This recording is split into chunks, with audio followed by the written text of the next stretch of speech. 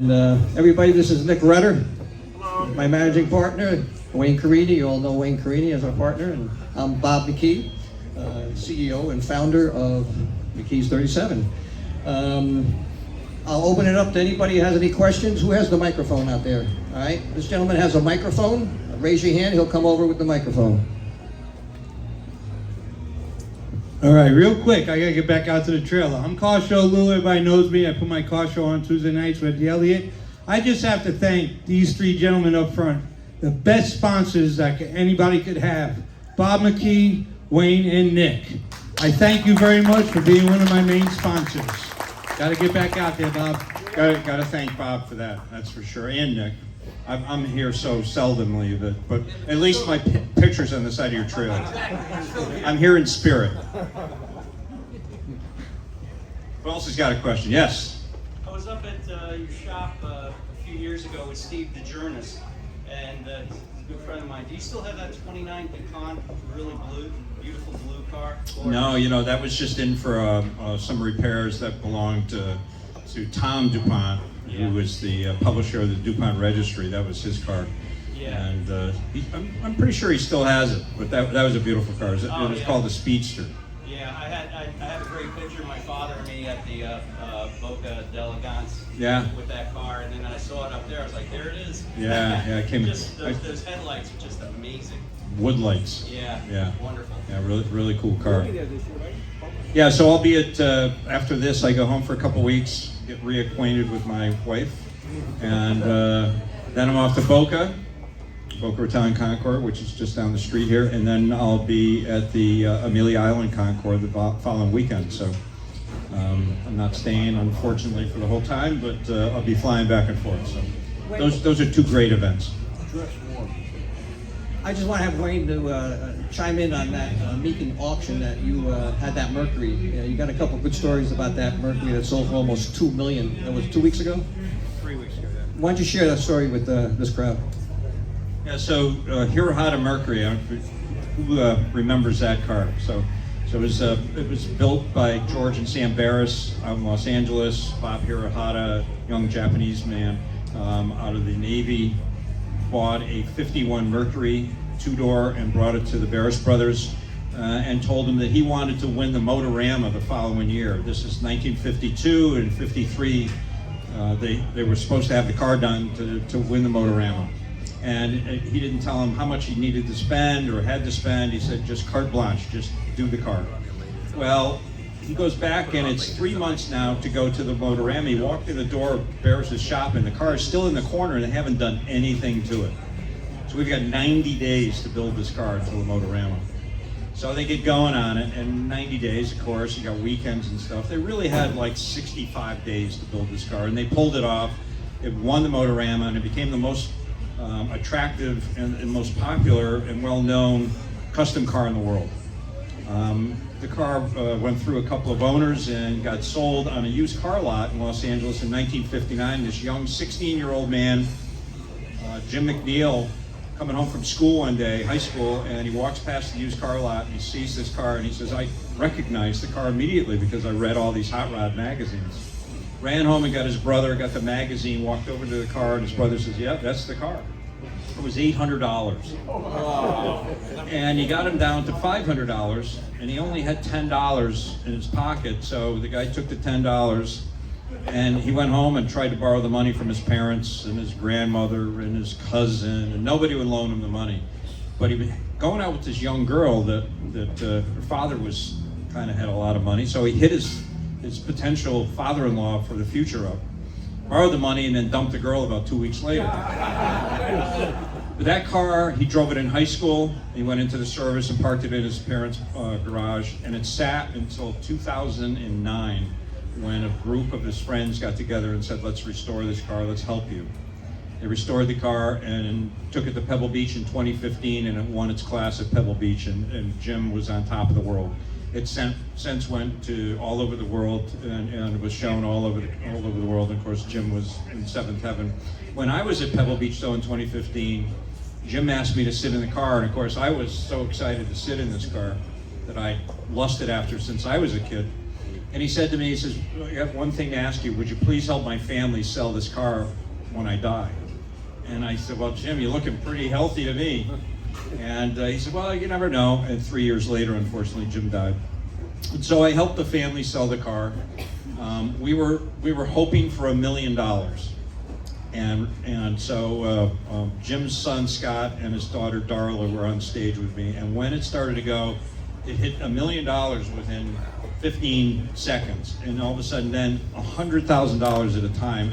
And Darla, the daughter, she was jumping up and down on the stage like a jumping bean. And if you could watch the segment, it's really something. She was so excited. And they didn't have much. Darla was living in a small apartment and was riding the bus, didn't even have a car. So Darla's life changed that day, and I'm so proud to be able to say that I helped her. We did a lot of promotion with the car, and we targeted 27 guys that we knew wanted the car and had the ability to write the check. And we sent out letters and called them, did all these things, and I gotta say 5 out of those 27 people registered to bid. 3 were active bidders, and one guy bought, Bo Bachman bought it. He owns Galpin Ford, largest Ford dealer in the country in Los Angeles. And he has Ed Roth cars, he's got George Barris cars.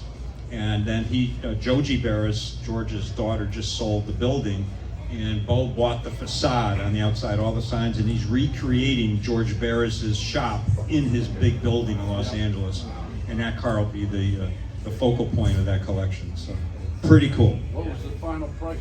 1.950, almost 2 million. With the commission, it was 2.15. Wow. Yeah, very, very, very exciting for a custom car.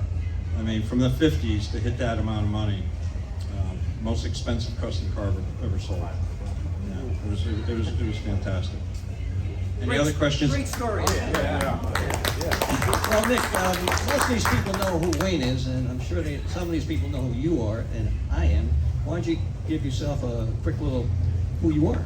Sure. Well, my name is Nick Rutter, and almost 12 years ago, it'll be 12 years this May, believe it or not, I came across an ad on Craigslist for a warehouse position for a company called Auto Geek that Bob, at the time, he owned. He created that company in the back of a store called The Driver's Seat, which still exists today. And so I thought, having warehouse experience for Walmart Logistics, at the time the world's largest company, that surely I would be a shoo-in for a mom and pop operation in Stewart with my impressive resume. Little did I realize that after I resigned from Walmart, because I just wasn't happy there, something was telling me I should be doing something else. And I delivered pizzas for a few months to fill in the time.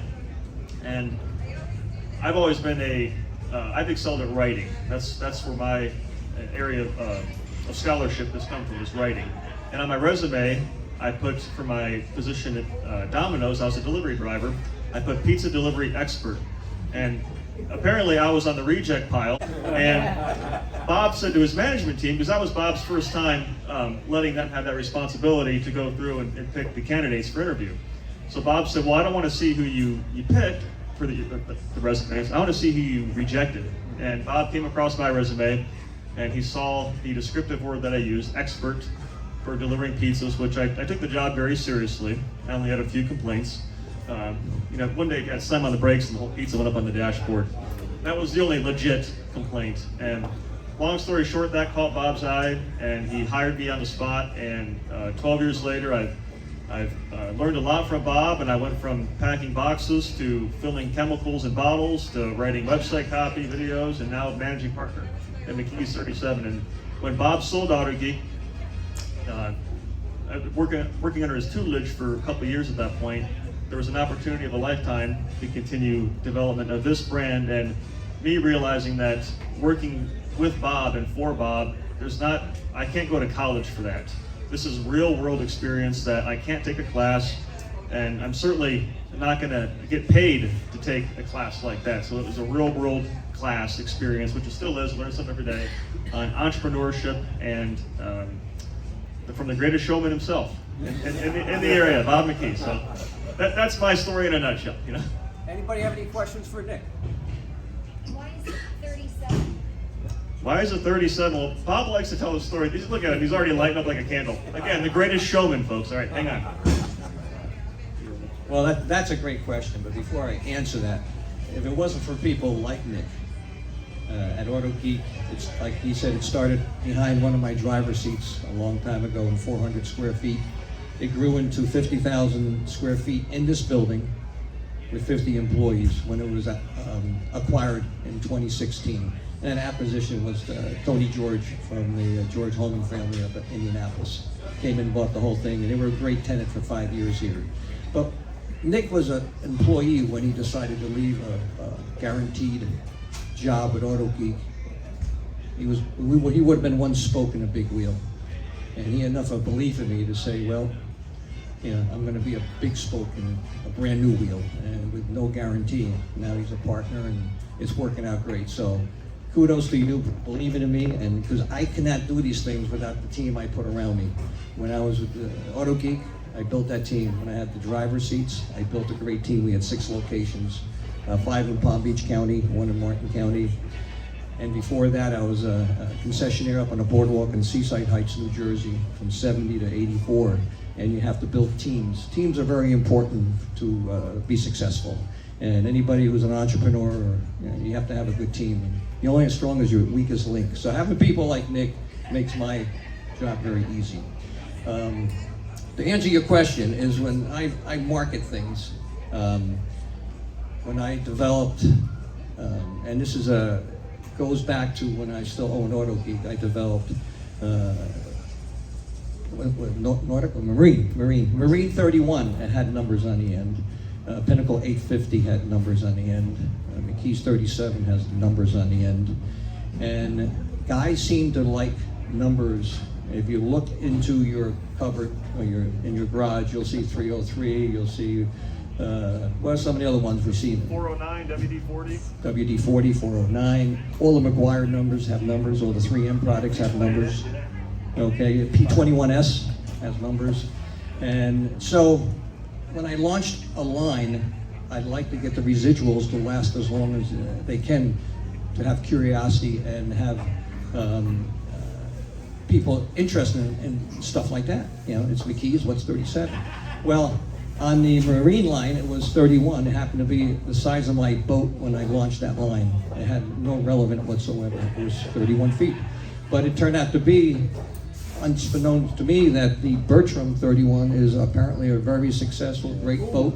And everybody said, that must be the Bertram 31. And I, oh, okay, fine, that's all right, whatever you want to think, thank you. When I did Pinnacle 8, excuse me, the Pinnacle 850, that was a very expensive, and it still is, line, very successful. And everybody said, what's the 850 for? And I can ask this room, you know, we all have these numbers, and our numbers are never high enough. What is that 850? And the highest credit rating is 850. So that when I marketed that line, it was for the people, I have the best credit, I have the Black American Express card, I got the best of the best. And when it came to McKee's 37, it was the size of my first bus I have, my RV, that was my first motor coach. So it really meant nothing, but we'd always have a contest for a whole year, okay? And we wouldn't give you that information until the year was over. So with the internet coming on and stuff, everybody kind of participated. What is 37? What is this? And we would get 37, that's a 10. Anything Bob does is a 10. These people were great. Someone Googled and found I used to live off of Route 37 in New Jersey like 1,000,000 years ago. That's what the 37's for. But it's engagement. And when you have engagement, you got impressions. And when you have impressions, you have sales. So, and it's just one of those cool things you can do when you're not punching the clock, doing what we do here, right? So, what other questions? Any questions out there for any of us? There we go. There's a microphone, sir. So, Wayne, do you have any cars down here in Stewart? No, I don't. Basically, everything's at home, and then we ship them wherever we're going to be. So I'll have a Allard J2X at Boca in a couple weeks, and then I'll have a Davis 1948 Davis 3-wheel car at Amelia. let's see what and then I've got my new Bugatti that's just coming in, my Persang Bugatti, a replica that's made in Argentina. That'll be at Amelia too. So, and I forgot what my Jaguar SS100 that was a David Garraway car. So I ship them back and forth. I wish I could spend more time here, but I'm jotting around the country. I wish I had a car in every location I was going to, but I'd have to have a lot of cars. I know you do. And for anybody up there, what's some other hobbies you guys do besides cars?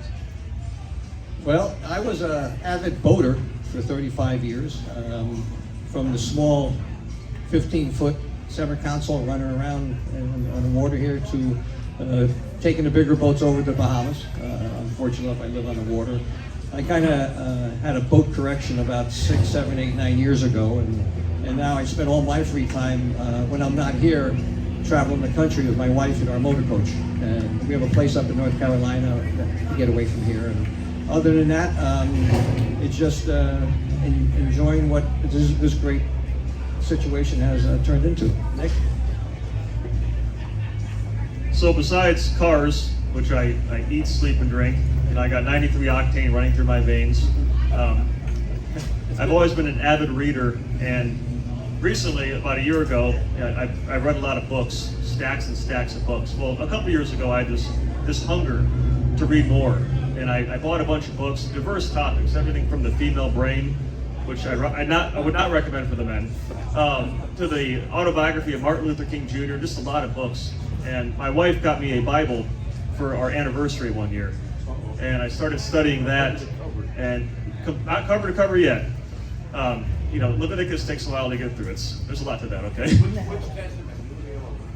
I've read the New Testament several times now. The Old Testament, I'm working my way through, but so I started reading that book, and it's really transformed my life. So now I'm glad to say that I'm a servant of our great Lord and Jesus, and I spend a lot of my free time studying, learning, reading, and in fellowship with fellow believers, such as my good friend Gene here. Not to put you on the spot, Gene.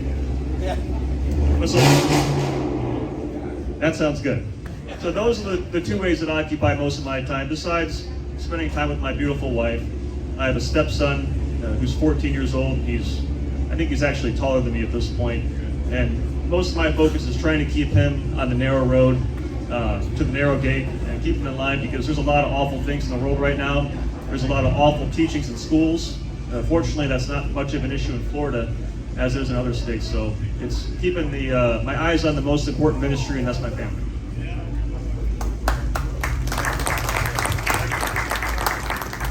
And I just chase cars.